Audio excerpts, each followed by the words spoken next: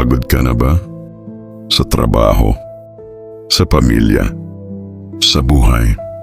Kapatid, baka ito ang kailangan mong marinig ngayon. Hindi ka nag-iisa. May Diyos na nakakakita ng pinagdadaanan mo. Kahit hindi mo masabi, kahit hindi mo maiyak. Kahit tahimik ka, naririnig niya.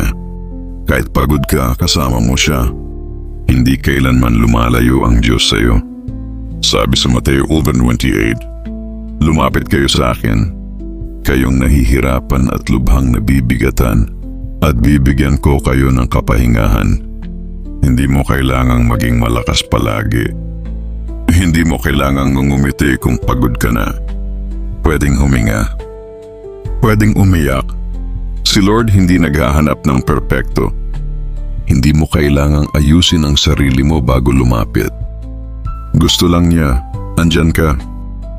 Kahit wala kang salita, kahit ang kaya mo lang ay tumahimik, mahal ka pa rin niya. Sabay tayong lalakad. Sabay tayong maglalakbay. Sa biyaya, sa kapahingahan, sa pagmamahal ng Diyos.